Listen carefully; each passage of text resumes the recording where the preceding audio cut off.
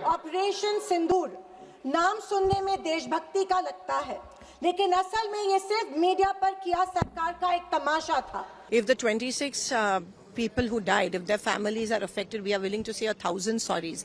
कोई नहीं बता रहा है कि इस ऑपरेशन में हासिल क्या हुआ, कितने आतंकी पकड़े गए, हमारे कितने फाइटर जेट्स गिराए गए। We will never apologize to these trolls and these andhabhaks or the BJP. देश में सवाल पूछने पर ही पाबंदी है, क्योंकि ये सरकार सवाल सुनना ही नहीं चाहती है, बल्कि ये सरकार जवाबदेही से ही भागती है। The BJP has used Operation Sindoor for their own PR tactics, for their stunt and for their optics. Operation Sindoor नाम सुनने में देशभक्ति का लगता है, लेकिन असल में ये सिर्फ मीडिया पर किया सरकार का एक तमाशा था।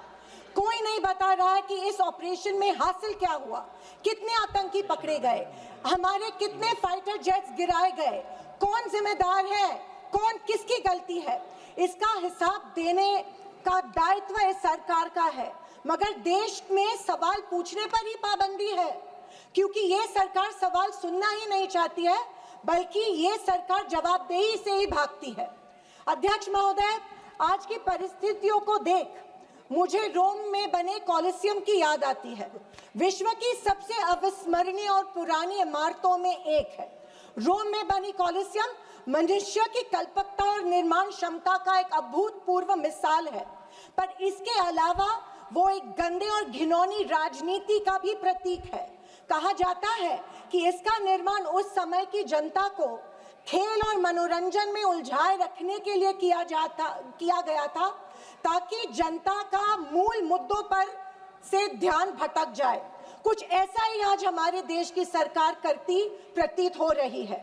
I am, if I have to, if the 26 people who died, if their families are affected, we are willing to say 1,000 sorries. But we will never apologize to these trolls and these andhabhaks or the BJP.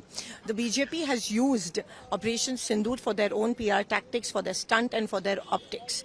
And this is the stand we maintain even till today. And they have made a mockery of this. People who have insulted soldiers and equated them to and said that koi vyapari unse zyada khatra mol leta hai.